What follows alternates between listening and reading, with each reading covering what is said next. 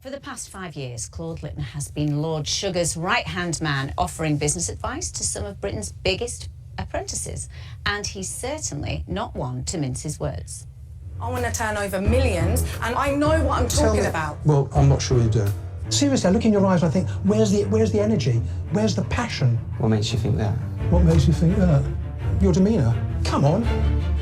The 10 years I've done this, I've never seen something that's put together, 2 pages with pictures on 1 page. What do you think you're coming here for? You can leave.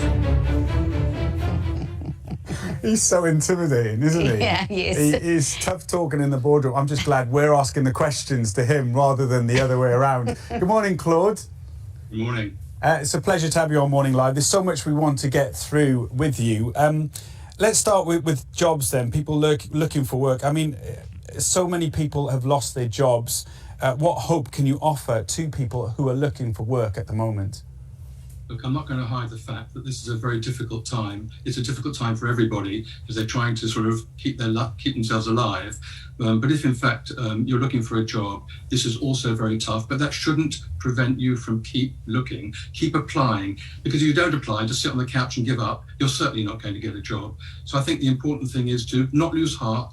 Keep active, use your contacts, try and get a job, even though it's not a job that you particularly want. It might just be a stopgap, but I think it'll fill the day, it'll give you hope, and I think it might also give you the opportunity of meeting people. New opportunities may come to mind. Of course, the other thing you might do is just take a forced stop in your career, rethink your strategy, what you want to do in life, and perhaps it's a time for retraining, taking another course, and just rethinking your future.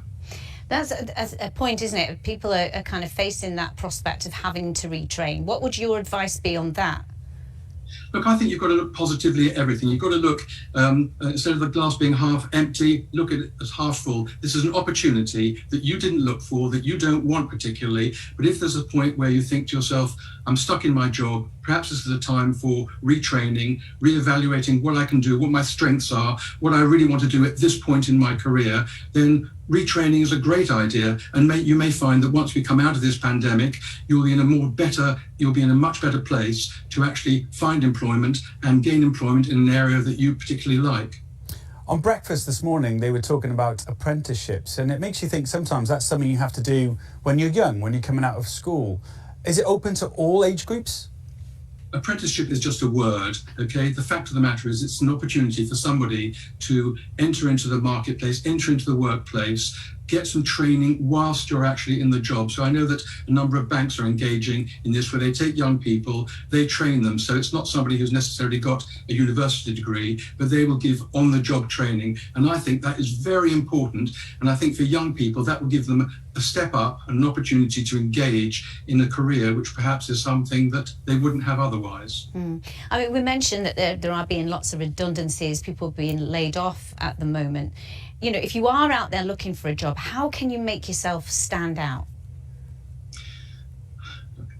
It's an impossible thing to say. You stand out by nature, by the virtue of your expertise, your experience, your personality, and your keenness on getting that particular job. So if you are, for example, getting to an interview, I think it is very important that you've done your research on the company, that you put your best foot forward, you engage with the interviewer, you don't answer monosyllabically, and you just try and do your best. And if you don't get the job, it's not because you weren't good, it's just because they didn't choose you, and that should only inspire you to actually go forward and try and get another interview, keep applying. Eventually, you will get a job. And I think the point of the matter is that this economy is in trouble at the moment, but we will recover. There will be a point in time, hopefully not in the too distant future, when everybody will be hopefully getting a job that they want. The economy will be thriving and booming, and people will get back into employment, and a sense of normality will return.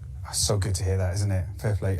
Claude, on that point about standing out, Claire's been in touch asking how to stand out in a virtual interview, which of course is becoming more and more common at the moment.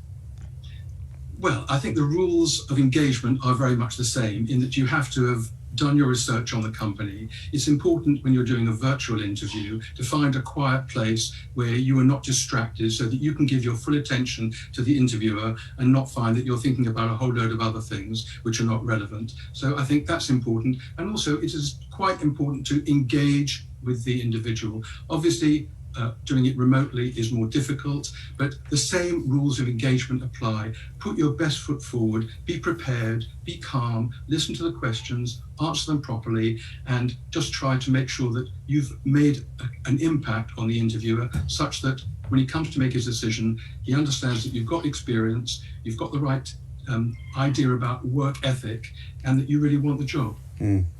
It's good if I was to listen to that going, yeah, I need to do all of these things. Yeah. Claude, I know The Apprentice was cancelled this year, or postponed, I should say, to next year. A lot of viewers wondering how you would get on The Apprentice. Well, everyone asked me this question, and to be honest with you, I think I'd fail at the first hurdle. Only because my nature is such that I don't take kindly to being pushed into certain situations. I'm very much a free spirit, and therefore I wouldn't do well. But that's not to say that other people shouldn't sort of knuckle under, apply, because the rewards for actually even being on the show are enormous in As we've terms seen, yeah. of profile. Yeah. And if you win, basically it's the opportunity of a lifetime. Claude, thank you for your time this morning. Thank you so much. Pleasure.